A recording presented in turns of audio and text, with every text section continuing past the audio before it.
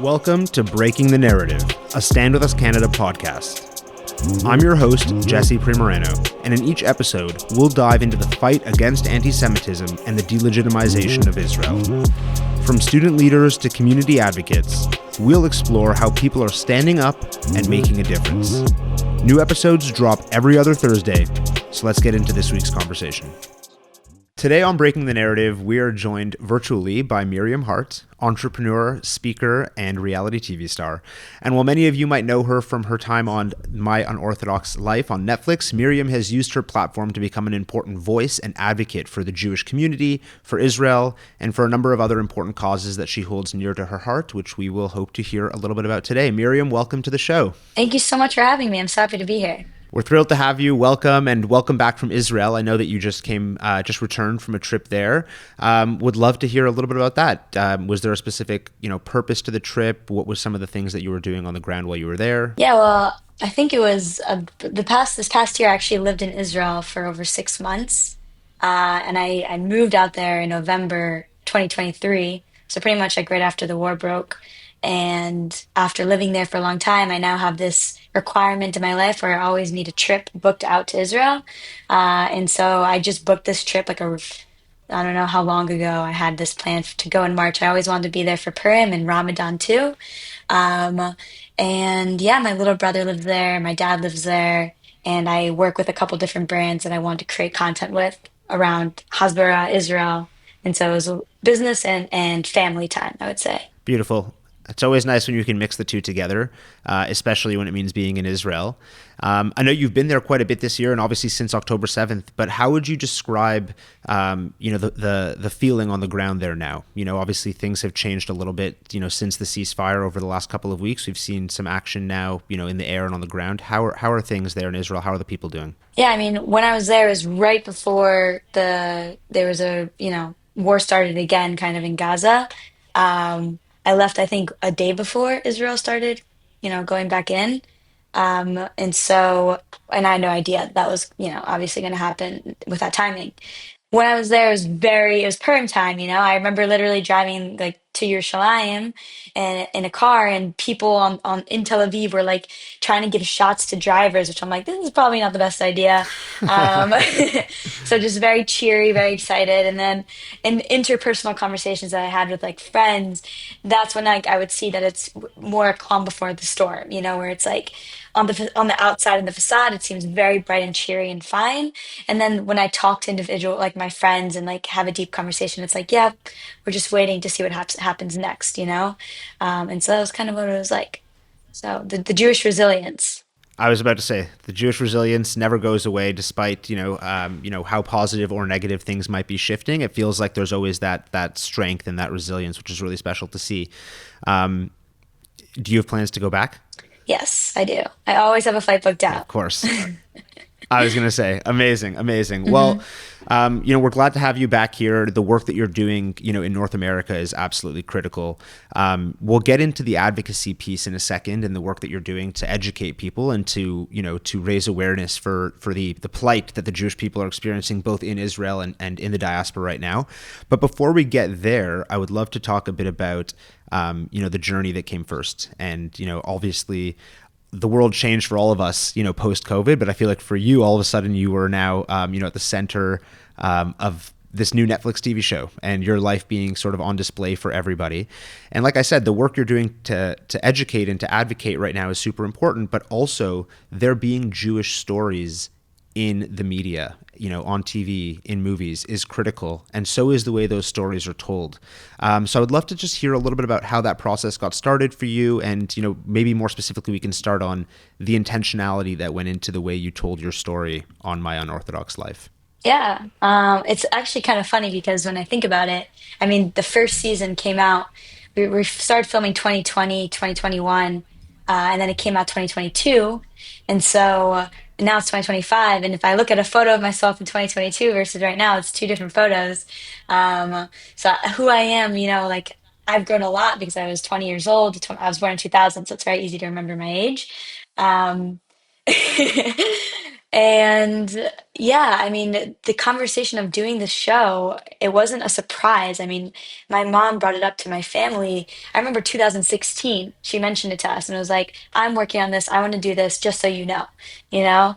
And I remember 2017 going with her in LA to like a meeting with like different production companies and that was still 3 years before we started filming. So this was, I wasn't able to tell, I wasn't allowed to like talk about it publicly or anything like that, obviously. But what was special about that experience was that I had a lot of time to think about, do I want to be a part of this? Like my mom never said that you have to do this. She always said, if you want, I want to share our story, you're welcome to be a part of it. And that was always how she approached, like she talked to everyone in my family about the show. And so I had time to think, do I want to do this? Do I want to be a public figure? I know what this will mean. This will change my life, you know? Do I want to have my good sides and my struggles out in the open? Like at the time I was struggling with my sexuality, like truly, and it was all recorded. It was all a narrative that I shared with the world. So I had to think about whether or not I wanted it. And I came to the conclusion that I did. And the reason I came to that conclusion is just because I feel like, well, one, I'm an Aquarius. I like attention. So I feel like I can handle the spotlight. And two, I just really, it's a special story, It's coming from a community where, as a woman, I'm the only girl in my school to go to, a university like the university I went to study what I studied and to do what I'm doing. And so to be able to set an example for women all over the world, to be able to share my struggles with my sexuality and have other people be able to share their struggles with me. And I can say that really the day after the show came out, started receiving thousands of DMs from people saying, I'm queer too, or like, I want to leave my religion too, or like, this has really helped me, or I'm in an abusive relationship, or just so many messages of people saying thank you that I knew it was worth it in that moment. Yeah, and I think that's so beautiful. And definitely one of the questions I was sort of about to key on was that it's not just about, Orthodox Jews or Reformed Jews and people navigating this complicated journey on the spectrum of Jewish identity. It's for people of any religious background or any, whatever it might be, a struggle, an identity politic that they're trying to understand better. I feel like your journey is really relevant to a lot of people. Mhm. And I think it's so important. And again, like you said, you were really forced to share the good, the bad, really put yourself on display.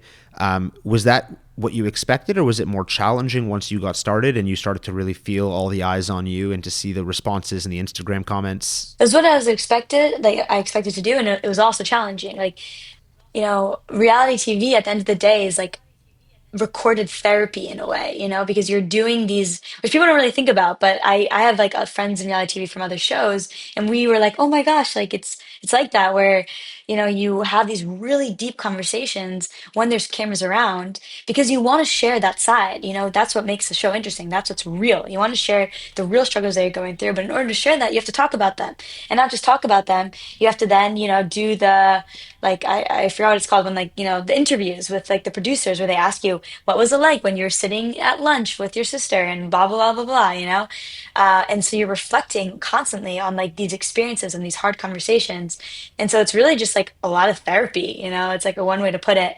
And so that was hard. It was hard to talk about these difficult topics all the time, but important. And so I'm really glad at the end of the day, like it was a challenge, but um yeah, A critical challenge, critical and I think challenge. a challenge, like you said, that really helped and made a difference in people's lives, even outside of our community.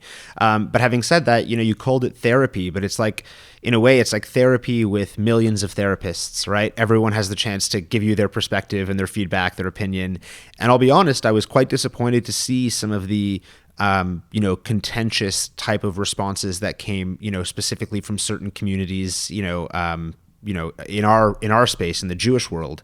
Um, you know, we saw the result of what happened when Israel was divided the way it was prior to October 7th, and we see synagogue rates here in North America falling. I'm of the mindset that Judaism needs to be as big of a tent as possible and that everyone needs to be allowed to interact with it as much as they can.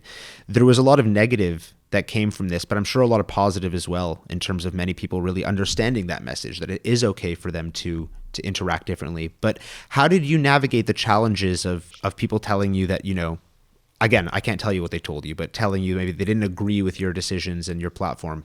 No, it's very interesting. I mean, it's to be expected for the most part. Like we knew that this was going to happen. Obviously, no person wants to hear that, they're oppressing others, nobody wants to hear that. And so when we're putting that out into the open and saying, this is not Judaism, this is, a different form of, religious intensities, then it's going to hurt that community. And what was interesting and what I didn't really expect, but what happened was that when I would go back to, let's say, Muncie, to like see a friend or something like that, every single time I would go back physically there, somebody would come up to me and whisper into my ear and say, I wear pants too. Or somebody would say, I applied to university because you went to university. And I got so much support, secretly, so much support from women, from men, emailing me, sending me emails because they don't have Instagram. Like I'm getting these emails from these 13-year-old Hasidic boys being like, you inspire me, like I want to get out too, what can I do? And so in the public, let's say like the magazines are saying that this is wrong, this is bad, don't watch the show, but the people responded differently. And so that was really nice to see. And last thing to add here too is that it's been so interesting.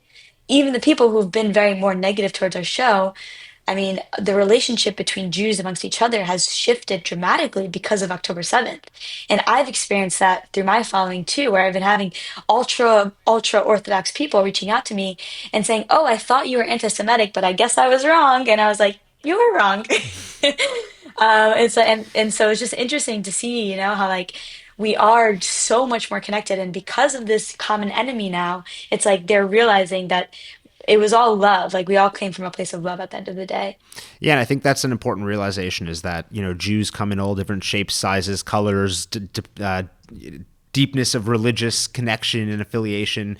But at the end of the day, we're all part of a big family around the globe. And, unfortunately, we've learned over thousands of years that when we don't stick together and look out for each other, nobody else is going to, right? Hmm. And so there has to be that understanding that we all have different roles to play, right? Like even when we talk about campus, there are some students who want to go and wave flags really loudly and be, proud to be supporters of Israel, and others want to work more in the shadows. There's a role for everyone to play. And I think, like I said, our Jewish community would be stronger if we could accept that. For example, we look at Israel. Has your relationship with Israel changed as your relationship with Judaism has changed?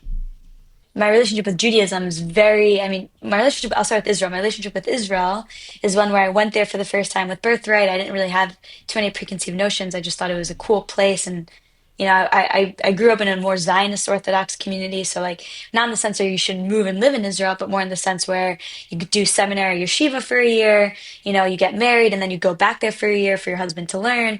And then you come back. Like, Israel is a part of our life.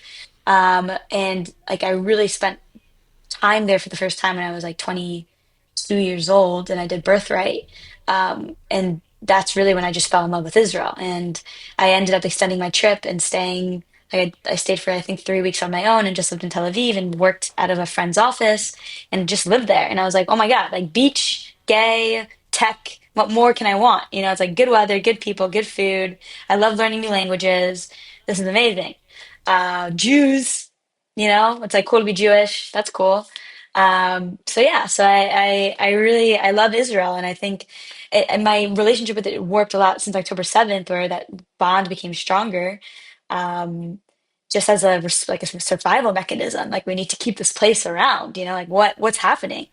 And then my relationship with Judaism shifted in the sense that when I went to Israel, I learned that there's multiple ways to be Jewish. And that's really what strengthened my relationship to Judaism. And then October 7th, too, it was strengthened just because I wanted to connect to the part of me that was being persecuted. One of the reasons why I'm so into women's rights is because women have been persecuted, and I want to stand up to them. And I'm an underdog personality. I want to help the people that need help, And so when my Jewish identity is being attacked, that's when I went full on Jewish identity. I was like, I'm only going to talk about Israel now because somebody needs to. And so that's kind of like how they've changed and grown. And so, I guess the takeaway there is to say that, as your relationship with Judaism, we'll call it evolved, right? And you started to understand there were so many different ways to interact with it, that love of Israel never changed. And I guess that was sort of what I was trying to say originally, was that it's not about how Jewish you are. When I say Jewish you are, I'm saying that in quotes, right? Because, that's all subjective. But really it's this love of Israel that we all share as Jews around the world that we can't allow to like they're always, we have to stay connected as a result, right? We can't let other things come and divide us. And especially because, as you mentioned, a lot of those other parts of your identity, of our identities, are already being attacked as it is. And so you talked about, the LGBTQ community, and your experience in evaluating your sexuality and how that interacts with your Judaism and your communities. Has it been challenging for you in some of those spaces? Have you found it challenging to be an outspoken advocate for Israel and for the Jewish people since October 7th? And how have you dealt with that? It's been insane. It's been truly Yeah. crazy, crazy. Like I have this, I was on Hinge like a couple times, and just every single time I would go on that app, I would see Jewish women, lesbians, non-Jewish people, non-Jewish lesbians, just so anti-Israel, like having to put on their profile, like burning American flags, down with late stage capitalism, like burn Israel, just like like crazy stuff. And it's crazy. I mean, the idea of a Zionist lesbian is like it doesn't exist really, and it's really unfortunate that that's the case. And it also says a lot to what's happened to our country. So it's been hard. Yeah, I have a friend of mine who her father's Israeli, she's American, and she lives in New York, and she's very active in the queer scene in New York City. And I'm not super like I'm not really in the know, honestly, in like terms of like what's going on. She's the one who tells me like, oh, there's a party, there's this, there's that, come join. And so she was telling me, she's like, yeah, there's like this great lesbian party every Sunday night, but don't go there. And I was like, why? And she said, because they're not going to like you. You're too pro-Israel. She's like, I don't tell them that I'm Jewish when I go. And I'm like, that's insane. Like, that's insane. So it's the queer community, unfortunately, has been vehemently anti-Israel. And it's been very difficult for me to be a part of it, frankly, and I've started and I am a part of a lot of Jewish queer spaces because of it. We're being cornered, we can't be a part of the LGBT community. We're being told that you're not allowed to do that.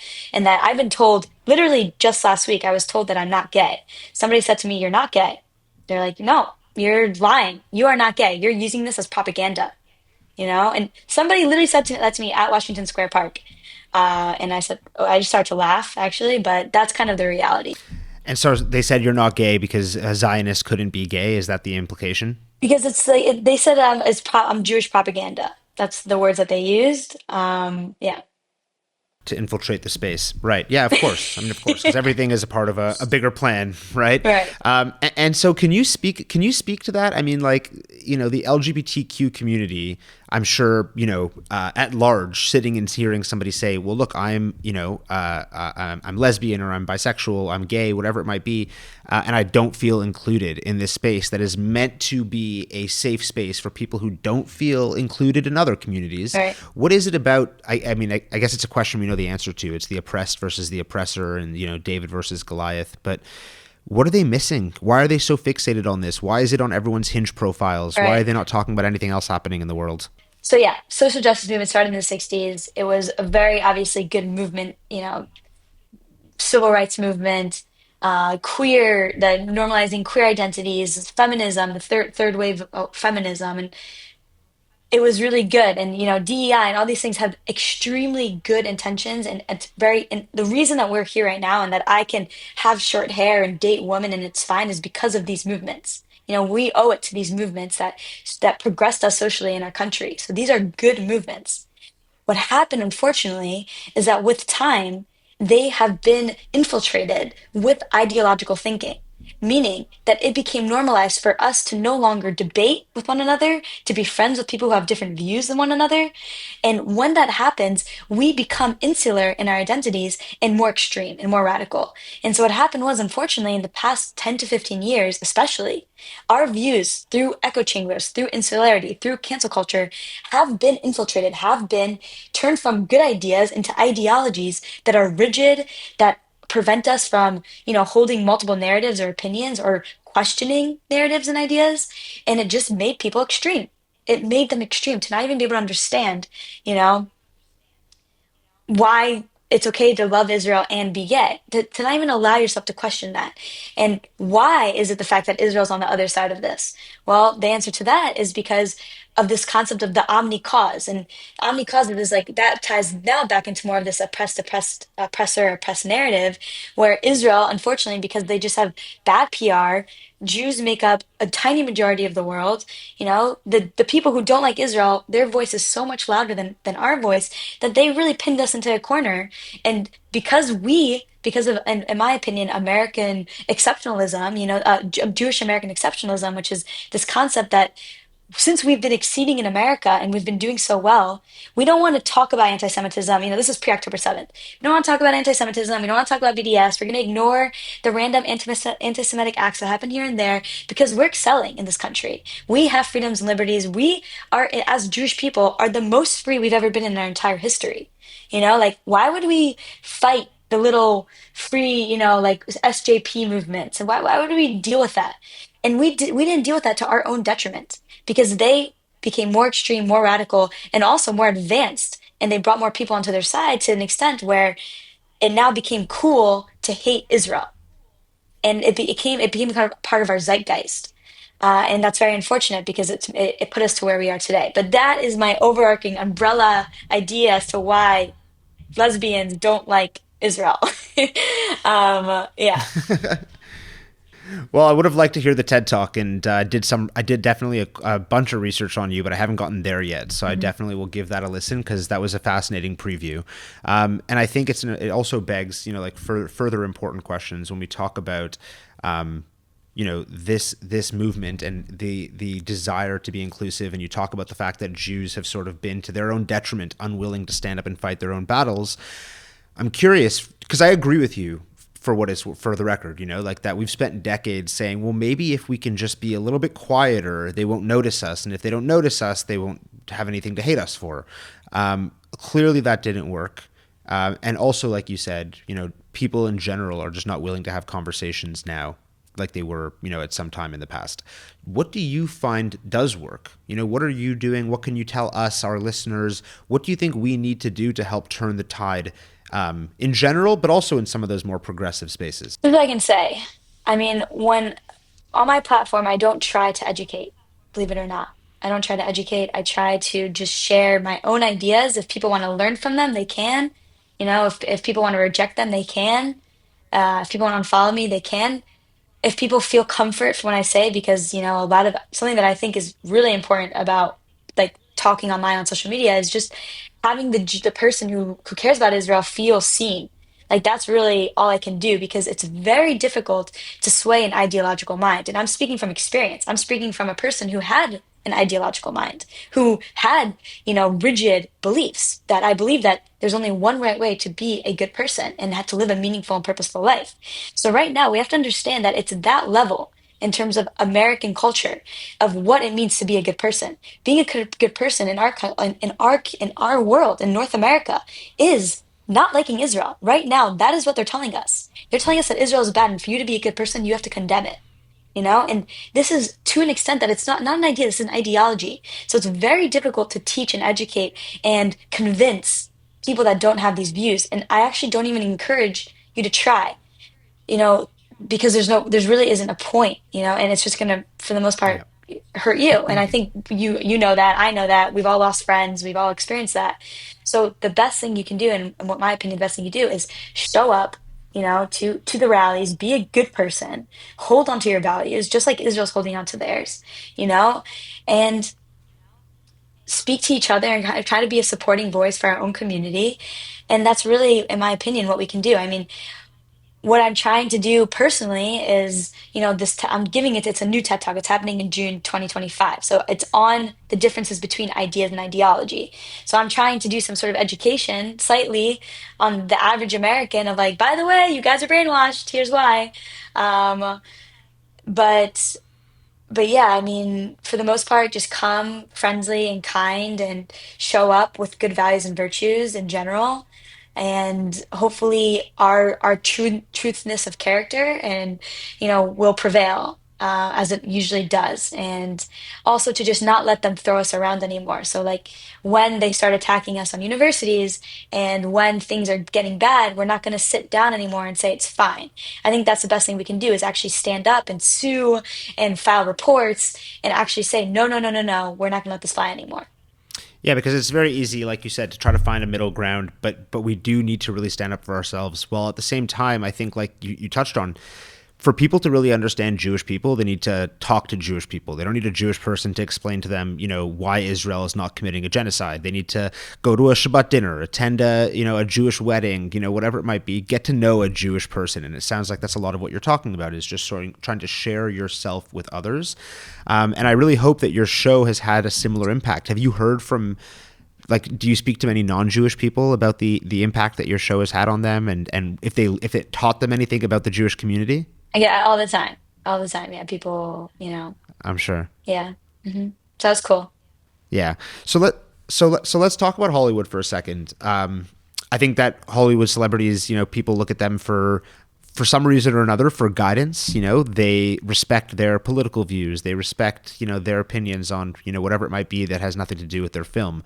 And recently it's been award season and we're back to seeing the red hands, all over the red carpets. Is there any insight you can share as to how this type of information spreads so radically in Hollywood? Is it that they're afraid of being canceled? Is it that they really believe these things? Is there undertones of anti-Semitism in Hollywood due to the connection the Jewish community has had to that industry for so many years? What's your insight there? Yeah, I think it's like a couple things. So, I mean, there is the ideological thinking. It has, gotten into Hollywood too. I mean, it's LA. It's very, very woke. And so thus, unfortunately, as we all experience, very anti-Israel. Um, so just, yeah, people are really, super liberal. And being super liberal today means not liking, not caring about anti-Semitism as much, and all of what we've faced. And so it is to an extent the belief of the person, I would say. And then also, yeah, those who do question and do want to learn more, they're also experiencing just, not getting casted, being blacklisted, being canceled. Israeli actors are having a terrible time, as you can imagine, losing jobs, losing, like, I have a lot of Israel, like, I know a couple Israeli actors that live in LA and they're just not getting work at all. And some of the people, and like, I know that what they mean by this because I've had I worked with a brand that really a month after October 7th, like, they were one of my longest partnerships. And they just said to me, they're like, look, Miriam, once you stop being so political, we'll continue to work with you. And it was as simple as that. It's like, just stop once you're stopping being political, because I wasn't being political when I was talking about LGBT rights. I wasn't being political when I was talking about women's rights, or only being political applies when I talk about Israel. Um, so yeah, it's a combination of cancel culture and also just that's really what they believe. So is what it is. Mhm. It's definitely, I think, a very ominous time, and I think, very nerve wracking to see the way that those who speak up for Israel, are seemingly facing cancellation and, backlash, loss of jobs. How has it affected you, and your ability to build your platform? Have you felt that there's been a time where that's gotten in your way? Yeah, I mean, for the first like couple months, I lost all my partnerships, because I wasn't really working with Jewish organizations. I was talking about queer stuff, tech stuff, not really promoting Jewish community like that. Like that wasn't really my brand. And so I lost almost all my partnerships. I wasn't making any money off of, my income. I just stopped. And it was what it like there was nothing I can do about it. But then I just started working, like you just have to stick with what your values are. And I started picking up work again with different Jewish organizations because I just started talking about Israel so much. So they're like, oh, can you promote our event, this Jewish event? And like things like that. Um, so yeah, you just have to It's stick. easier. It's easier for people whose brands focus on this space, right? And that you have partners in this space. But I'd imagine, for actors and folks who are just trying to build an independent career, otherwise it's been a challenge. A lot of them have to hide their Judaism. Like I have friends who are hiding their Jewish identity, you know? And how does that, like, I know this is a redundant question. I'm not trying to ask like how that makes you feel because I know how it makes you feel, but it feels like it feels like the beginning of the end, right? It feels like us starting to hide our identities is us basically just assimilating en masse. Do you have thoughts on that? Like, what is the message? Is it self-preservation for the short term or the long term that's a more important focus for us? It can't be any, can't be any judgment there. Like, people have to pay the bills at the end of the day, period. So if somebody has a Yeah. family Hmm. and they have a job and they know they're going to lose it if they say that they're Jewish, they're not going to say that they're Jewish. And some people will because they have that courage and they have that, fallback maybe, or whatever it is. But it really it depends on the person, and it is really sad that we're in a space right now, we're in a time where people have to think about that. Should I lose all the money that I'm making and stand with my truth, or should I hide myself temporarily? And it's really unfortunate that Jews are facing this problem right now. Now, again, this might be a huge question with a million and one different answers. But what can we do? I don't mean to speak up for ourselves, but I mean to identify that this is happening, that we're being targeted in this way. Um, do you have thoughts on that? Like, what can we do as a community to change the tide? I mean, we need to. I mean, it's what we can do as a community is try to create change the narrative. And I know that's not a simple answer, but it's the truth. Right now, the reason why this is happening is because the narrative says, like I said, anti-Israel is cool. If we change that narrative and it's cool to be Jewish, then people will start saying that they're Jewish, and it would be fine. And so we have to. That's what we have to do. We have to change the narrative. How do we change the narrative? It's a great question. There's many ways to do that.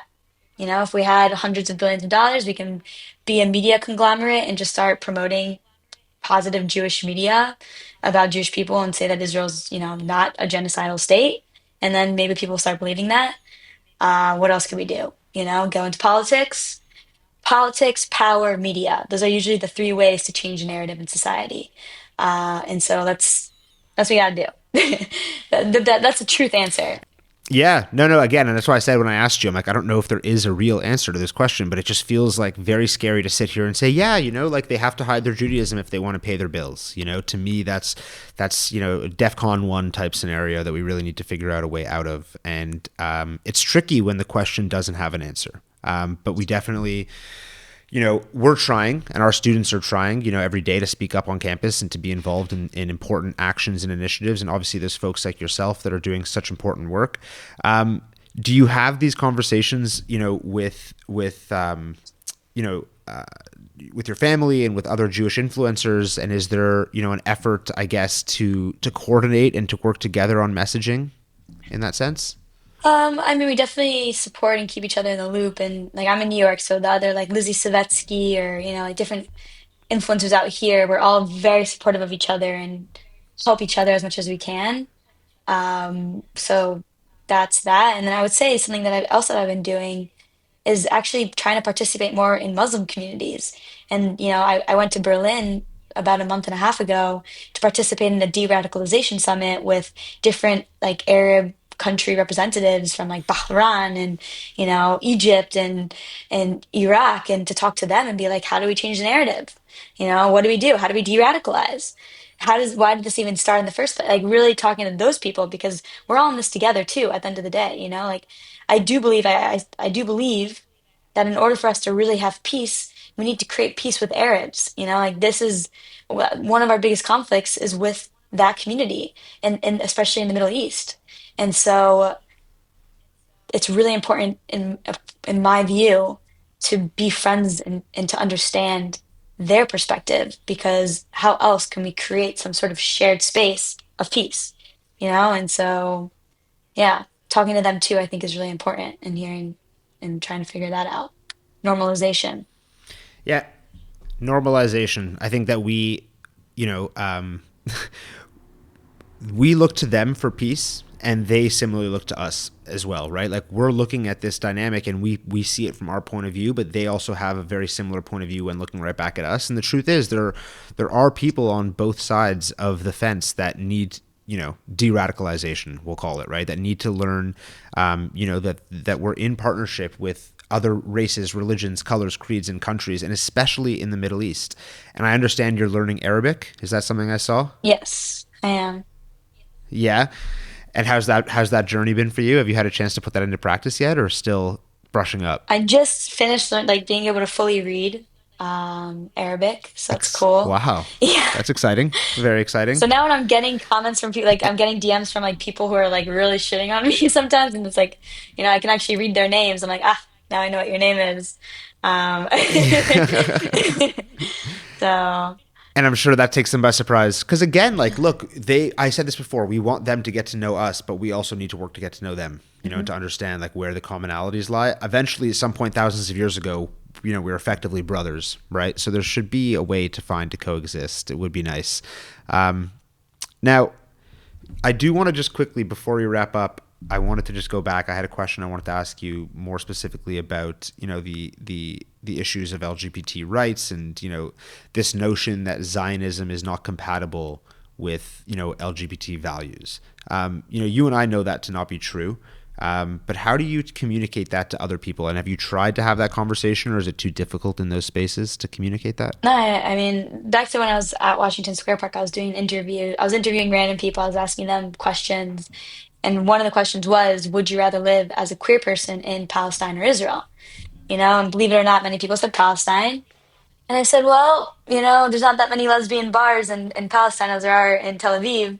Um, and I mean, the best way that I describe why, queer people should love Israel is because they're just so pro gay rights. Like, I mean, I've experienced it. My ex was Israeli, and, you know, it's a it's the best place in the Middle East for gay people. And yeah, I mean, they call it pink washing, but just by sharing, because whenever I say I was there, as a gay person and I lived there and I was free to dress and do and kiss whoever I wanted to. And that says something. So I just try to share personal stories, let's say. Yeah. Yeah. And I feel like we keep coming back to that at the end of the day, and unfortunately those stories aren't believed right now by many, Mhm. which is tough. I mean, you talk about pink washing. It's amazing how they've sort of reversed the narrative, right? Is this idea, maybe I'm wrong, but it feels like if there's any pink washing happening, it's pink washing that, the LGBTQ community would even be safe in the Gaza Strip, let alone thriving compared to in Tel Aviv. Do you see that as a direct inversion, or am I misunderstanding the No, true nature of the a situation? true direct inversion. I mean, when I was at Stanford, I took a class on queer cinema around the world, and one of the locations was or it was like Palestine or something. And during that video that we watched, it was, I don't know, it was like a queer film about, I don't know, I don't remember exactly what it was, but we had a reading that was about Israel, it being a pinkwashing state. Like that was our assigned reading that I had to write like a reading response to. And so I went to my professor and I said, I'm not writing a response to this. I think it's anti-Semitic. And she looked at me and she said, okay. And that was it. Like she didn't want to start a fight. So nothing really happened from there, but I mean, it was being taught to us in school at my university that Israel is a pinkwashing state. Um, so yeah, it is a direct response to the fact that Israel is so pro-gay rights. It's like we need to think of something to like not have Israel seem good. Let's come up with this, and to me, it really is as simple as that, which is very unfortunate. But yeah, yeah. Yeah, see, that's the thing about like academic freedom. People talk about like, well, I'm teaching this class, I have the freedom to speak about what I want to speak about, but it's different. The part that I find challenging is that it's not often a matter of opinion. It's often a matter of like direct inversion of the situation at hand. And again, like we talk about it with the word genocide as well. Like we are people that experienced the genocide at the hands of the Nazis. We're experiencing an attempted genocide, at the hands of Hamas and the Iranian regime. So they've decided to flip that around onto us and call us the genocidists instead. It's a challenge. It's a challenge. And I guess we only have a few minutes left, and I did want to quickly just like jump into tech for a split second. But I'm glad to hear you say that the response to that challenge is just to share stories, because I think it's really important that we do that, and that we let people really know who we are. But I wanted to just ask quickly about your experience in tech. So tell us for a second. You went to Stanford. You graduated with a degree in Computer science. engineering of some kind, I Yeah. believe. Computer science. So how's that been for you? Have you been able to engage with some of the tech startups and the people in Israel? And what can you say about your experience in that regard with tech in Israel? Amazing. Yeah, yeah. No, I mean, I made a lot of friends and they're all such hard workers and the work culture in Israel. Like I had a consulting firm for a while. I actually just started a new venture recently. Um, And so when I was in Israel, I was actually consulting some Israeli startups, and just the culture is so amazing. It's so familial. It's like, you hop on a Zoom call with somebody and his kid is bouncing on his knee, and it's like, sorry, I gotta go. I gotta put my daughter to sleep, or like, just so familial, so like come over for dinner. Like there's the separation between work and work friends and outside work friends that doesn't exist in Israel. It's like everyone is really like one mishpacha, and like that I loved it. I loved how like friendly and how clear it was that we had a common goal even in the workplace, and that was to progress Israel's economy for all of us to succeed. Um, and coming from Silicon Valley, where it's not like that at all. People aren't as friendly, as social. It's very strictly business. It was so refreshing to work in an environment where it was just kind and friendly and, just so much nicer. I really liked it. I just felt like friends with everybody immediately. Um, so yeah, very different vibe, and it was a good vibe, good work vibe out there. The vibes tend to be pretty good in Israel in general, I think, right? Definitely. That's great. Okay, so I think unfortunately we are out of time, but I will say that the biggest takeaway I had from this was that we need to continue to tell our stories. It's clear that you are a natural born storyteller, and you found a way to do that through the TV show, and you continue to do that through your platform now on social media, and the other ventures that you're going into, which I wish we had more time to talk about.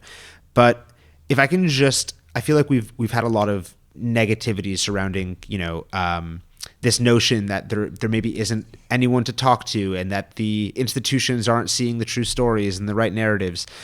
But on a more hopeful note, to end with a little bit of positivity, you're a public figure. You go places and people are excited to see you, asking you questions, this, that, and the other. What has been the most positive takeaway from your whole journey over the last little bit, from interacting with different communities, from getting to Israel, getting to know people? What do you feel hopeful about right now as it relates to the Jewish community around the globe? I mean, at the end of the day, I feel really lucky to be a part of this community because as the world falls into these really, corrupt and skewed views of each other, of morality, the Jewish community is a community that truly is standing with the concept of good and peace and love and life. And we didn't really ask for that, like we kind of just like, what's happening? Why are people saying this about us? Like, what's going on? Like, why is this person not talking? Like, what? Like, we're kind of like, like, this is crazy. And the whole world is like, no, you're crazy. You're crazy. But why we're lucky is because even though we're the Galileo, in the 1700s, we're the Galileo in the 1700s. We're the people who actually get to have that emotion of the side of truth. And I know we're all saying we're on the side of truth on every side of this, and it's annoying, it's repetitive and redundant, but it's something that I know that we're all feeling in our heart, that we care about life and love. And being able to feel that as a human being is amazing. And so I think that we're so lucky to be on the side of love and life when the whole world is screaming hate and death. We're not there. And that's a blessing. And so I'm very grateful for where we are, and I hope other people see that too, because sooner or later it's going to be very clear what's been happening in our world, whether it's 50 years from now or 100, you know? But at least we get to have that feeling inside of us, and we get to leave this world knowing that we were here in this moment. When times were crazy, we stayed calm, you know? And so that's special. It's going to be very nice to know and to reflect and look back and realize that we stood on the right side of history. And again, like you said, it's easy to be grounded when you know that you're grounded in the truth, even when those around you don't. And I really feel like you're a great example of that, Miriam. So thank you so much. Thank you for joining us. We wish you hatzlacha on everything. Your this new business venture, your studies of Arabic. I think that like you said, it might not be now, but down the road we will look back and we will reflect on the amazing work you did to build bridges for our community. So thank you. Thank you for taking the time to be with us, and thank you to all of our listeners for tuning in and joining Miriam and I. We'll look forward to seeing you again in a couple weeks. And until then, Miriam, take care. Thank you so much.